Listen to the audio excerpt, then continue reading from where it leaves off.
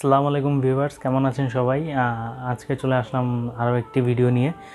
তো আমি আজকে যে ভিডিওটা আনছি, আজকে বরাবরের মতন আমার সেই ভাইদের জন্য আজকে সেই ভিডিওটা, যাদের বাজেট আজকে খুবই লো, লাইক ধরেন 35 থেকে 40-এরও নিচে, মানে 35-এর একটু উপরেও যেতে পারবে, বাট 40-তেও যেতে পারবে না সিপিউর জন্য। আর ইন টোটাল মনিটর তো তাদের চয়েসের উপরে, সে কীরকম মনিটর নেবে। আমি মেইনলি আজকে যে পিসিটা রেডি করব, আসলে আজকে একটি পিসি না, আজকে দুটি পিসি তৈরি করব। সেই দুটি হচ্ছে, একটি ইন্টেল দিয়ে তৈরি করব আর একটি হচ্ছে রাইজেন দিয়ে তৈরি করব। তো পরিপূর্ণ ভিডিওটা দেখবেন। ভিডিওটা ভালো লাগলে অবশ্যই লাইক দিবেন, শেয়ার দিবেন। আর যারা এখন আমার চ্যানেলে সাবস্ক্রাইব করেনি, তারা দ্রুত আমার চ্যানেলে সাবস্ক্রাইব করে রাখুন, যাতে করে পরবর্তীতে নতুন নতুন ভিডিও সবার আগে পেয়ে যান আপনি। এখন আসা যাক প্রথম যে পার্টটা, সেটা হচ্ছে প্রথম পার্ট হচ্ছে আমার ইন্টেল দিয়ে তৈরি পিসিটা।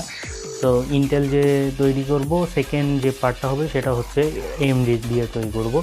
তো ইন্টেল দিয়ে যেহেতু তৈরি করছি, তো ইন্টেল হিসেবে আমি ফার্স্টেই আসি সিপিইউ। তো সিপিইউ হিসেবে অবশ্যই আমি এখানে চুজ করছি লেটেস্ট Core i3 9 জেনারেশন, যেটার 9100F। আর এফ সিরিজটা আপনারা সবাই জানেন যে ইন্টিগ্রেটেড যে গ্রাফিক্সটা থাকে এখানে ডিসেবল করা। আর এই ডিসেবলের নেওয়ার কারণে হচ্ছে এটার প্রাইসটাও কম, কিন্তু অবশ্যই এটার সাথে আমি একটি গ্রাফিক্স কার্ডও নিয়েছি। ভিডিওটা পরিপূর্ণ দেখলেই বুঝতে পারবেন। তো এই সিপিইউটা হচ্ছে 4টা কোর, 4টা থ্রেড। আর এটার বেস ক্লক হচ্ছে 3.60 GHz, আর এটা বুস্ট ক্লক হচ্ছে 4.20 GHz। তো আর এটার প্রাইস কিন্তু 8,300 টাকা, যেটা অনলাইনে আমি দেখতে পেয়েছি। তারপর যদি আসি এর মাদারবোর্ড সেকশনে, তো মাদারবোর্ড হিসেবে আমি এখানে হাই র্যাঙ্কিং কোনো মাদারবোর্ড আমি চুজ করতে পারতেছি না, যেহেতু আমার বাজেটটা খুবই লো। 38,000-এ আসলে সিপিইউ ভালোভাবে তৈরি করাটা অনেক দুর্লভ ব্যাপার, কারণ এটিতে অনেক ভালো ভালো কম্পোনেন্টস পাওয়াটা অনেক কষ্টকর হয়ে দাঁড়ায়। তবু আমি ট্রাই যতটুকু করেছি, আমি আপনাদের জন্য, আপনারা দেখেন, আপনাদের জন্য অনেক কষ্ট করে হলেও আমি ভিডিওটা তৈরি করেছি, যাতে করে আপনারা উপকৃত হতে পারেন। আর আমি যে মাদারবোর্ডটা চুজ করেছি সেটা হচ্ছে MSI কোম্পানি। আপনারা জানেন MSI কোম্পানি অবশ্যই অনেক ভালো কোম্পানি। অনেকে বলবে যে গিগাবাইট নিতে, আপনার ইচ্ছা, নিতে পারেন, সেটার ব্যাপারে আমি কিছু বলবো না। বাট আমি চাবো একটি ভালো ব্র্যান্ডের মাধ্যমে এবং ভালো সার্ভিস যারা দিয়ে আসছে তাদের কথাটাই আমি বলবো।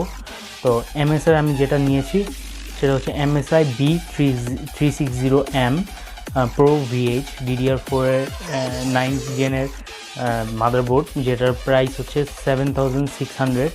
আর এটাতে টার্বো M.2 পোর্টও আছে। তো আপনারা চাইলে এখানে SSD লাগাতে পারবেন, M.2 এর সাপোর্টেড SSDগুলো। তারপর যদি আসি র্যাম সেকশনে, তো র্যাম হিসেবে আমি চুজ করেছি ভালোই অবশ্যই আপনাদের জন্য চুজ করব, সেটা হচ্ছে Corsair Vengeance LPX DDR4-এর 3200 MHz 8GB RAM, যেটার বর্তমান মূল্য 4,000 টাকা। আর এই 8GBটা নেওয়ার পিছনে মূল কারণ হচ্ছে পারফরমেন্স। যত র্যাম নেবেন তত পারফরমেন্স ভালো পাবেন, যেহেতু আপনাদের বাজেটটা কম। তো 8GBর মধ্যে 8GB র্যামটা নিলে আপনারা যেই সিপিইউটা নিয়েছেন সেটাতে কিন্তু অনেক ভালো সাপোর্ট পেয়ে যাবেন। এরপর যদি আসি হার্ড ডিস্ক, তো স্টোরেজের সেকশনে, তা হার্ড ডিস্ক হিসেবে এবার আমি চুজ করেছি সিগের ব্যারাকুডা 1 TB হার্ড ড্রাইভ, যেটার বর্তমান বাজার মূল্য 3,800 টাকা। তারপর যদি চলে আসি গ্রাফিক্সের সেকশনে, তো গ্রাফিক্স হিসেবে আমি নিয়েছি MSI গ্রাফিক্স কার্ড, যেটা হচ্ছে MSI GeForce GT 1030 arrow graphics ITX, যেটা ওভারক্লক এডিশন 2GB DDR5-এর র্যাম, যেটার বর্তমান বাজার মূল্য 6,200 টাকা। তো এইটা নেওয়ার পিছনে মূল কারণ হচ্ছে, যেহেতু আমাদের সিপিইউতে ইন্টিগ্রেটেড গ্রাফিক্স কার্ডটা নেই, তো সেই ক্ষেত্রে এই গ্রাফিক্সটা দিয়ে কিন্তু মূল পাওয়ারটা উৎপন্ন করেছি, যার কারণে আপনারা ভালো ভালো গেমসগুলো খেলতে পারেন। আর এই গ্রাফিক্সের মাধ্যমে কিন্তু আপনারা বর্তমানে যে নতুন নতুন গেমসগুলো আছে সেগুলো লো সেটিংসে খেলতে পারবেন। বাট একটু যদি পুরোনো টাইপের গেমসগুলো খেলেন, তাহলে মোটামুটি হাই সেটিং বা মিডিয়াম সেটিংও খেলতে পারবেন, কোনো সমস্যা হবে না। তারপর যদি চলে আসি পাওয়ার সাপ্লাই ইউনিট হিসেবে আমি নিয়েছি Corsairকে। আর আমি যেই পাওয়ার সাপ্লাই ইউনিটটা নিয়েছি সেটা হচ্ছে Corsair সিভি সিরিজ, সিভি 450 ওয়াটের 80+ ব্রোঞ্জ সার্টিফাইড এটা। তো এটার প্রাইস কিন্তু 3700 টাকা। আর এই পাওয়ার সাপ্লাই ইউনিটটা নিলে আপনার জন্য অনেক ভালো হবে, কারণ এটা 80+ ব্রোঞ্জ সার্টিফাইড করা আছে।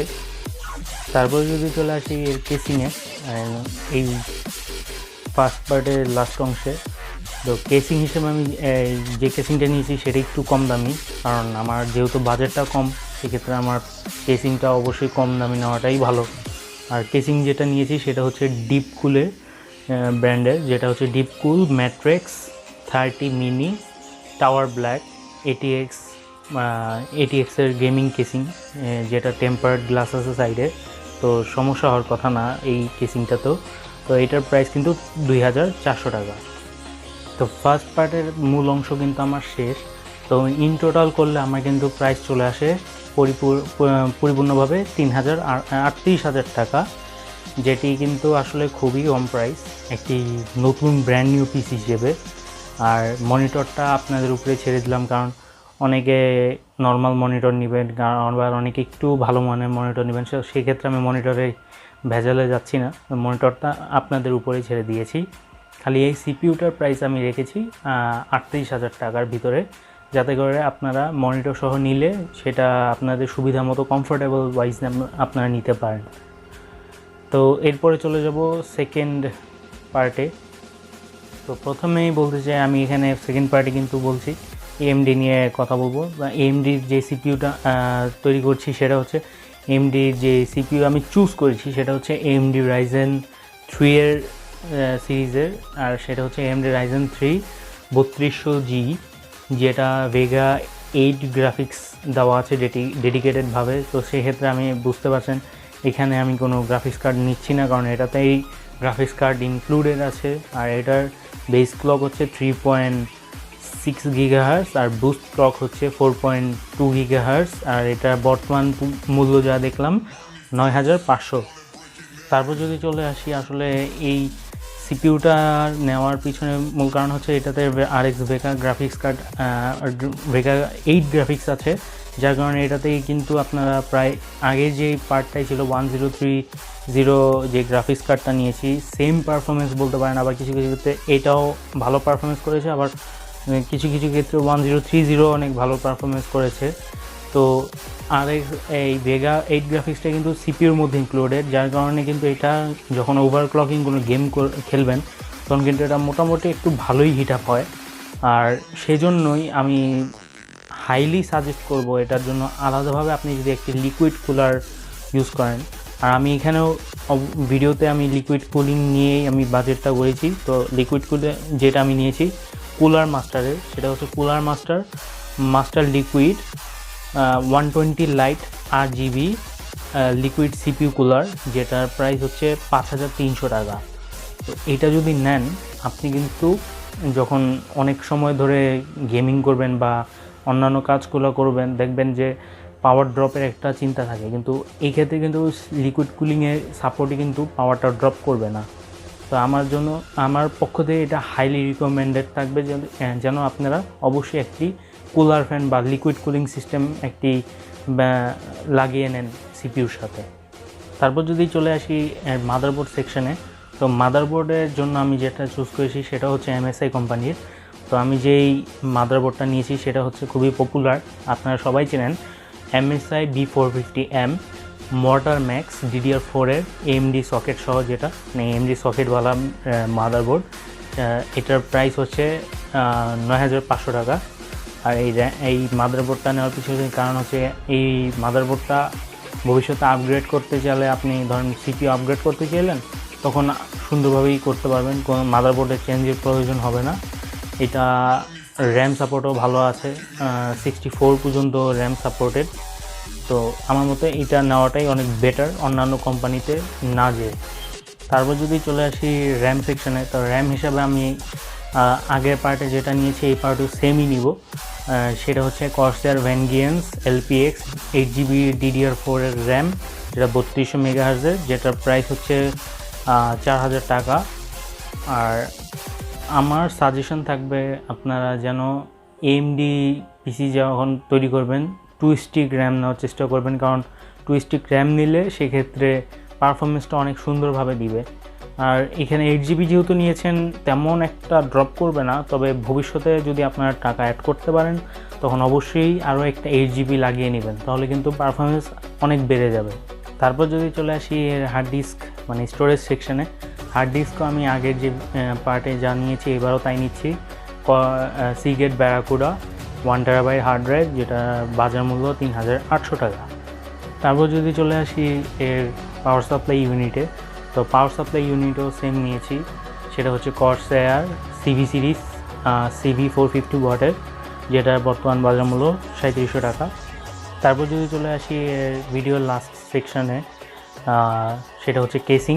তো কেসিং হিসেবে আমি নিয়েছি ডিপকুলের Matrix 30 mini ATX gaming casing. আর এটি অন্য সব গেমিং কেসিংয়ের মতোই সাইড উইন্ডো আছে, যার কারণে ভিতরে যা আপনারা RGB টাইপের র্যাম বা মাদারবোর্ড যদি ইনক্লুড করেন বা গ্রাফিক্স কার্ড যদি RGB সাপোর্টেড হয় বা লাইটিংয়ের ব্যবস্থা থাকে, তো সেটা কিন্তু দেখতে অনেক ভালো লাগবে।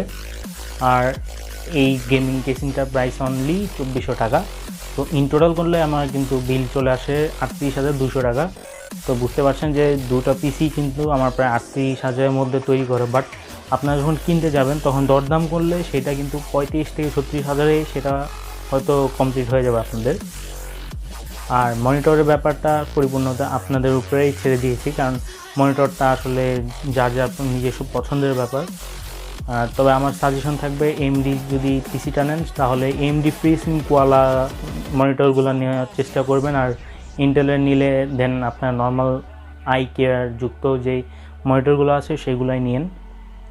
তারপর যদি আসি, অনেকে বলতে পারেন যে দুটো পিসি তো তৈরি করলাম, বাট নিব কোনটা, এটা আসলে আপনাদের ব্যাপার। বাট আমার থেকে যদি সাজেশন চান, সাজেশন হিসেবে আমি এটাই বলবো, যারা এডিটিং বা নর্মাল গেমিংয়ের জন্য নেবেন, মানে গেমিং মূল টার্গেট না, এডিটিংও করতে হবে মোটামুটি ভালোই, প্লাস গেমিংও করবেন হালকা পাতলা, তো সেক্ষেত্রে আমার রিকমেন্ডেড থাকবে ইন্টেলের পিসিটা নেন। আর যদি আপনারা মনে করেন না আপনার গেমিং সেন্ট্রিক থাকবেন অনলি, আর এডিটিংয়ের কাজটা একটু একদম অল্প, সেক্ষেত্রে AMDটা নিতে পারেন। এটা আমার একান্তই সাজেশন, আমি বলছি না যে এটাই মানতে হবে, এটা আপনাদের উপরেই ছেড়ে দিয়েছি। বাট যাদের এই সাজেশনটা প্রয়োজন ছিল আমি সাজেশনটা দিলাম। তো এই ছিল আজকের মূল ভিডিও। সবাই ভিডিওটি যদি লাইক করেন অবশ্যই লাইক দিবেন, আর পরবর্তীতে যে ভিডিওতে যাচ্ছেন কী ভিডিও নিয়ে করলে ভালো হয় সেটা কমেন্ট বক্সে দিয়ে দেন। আর আজকে এতটুকুই, আমি সাইনিং আউট। সবাই ভালো থাকবেন, সুস্থ থাকবেন। আসসালামু আলাইকুম।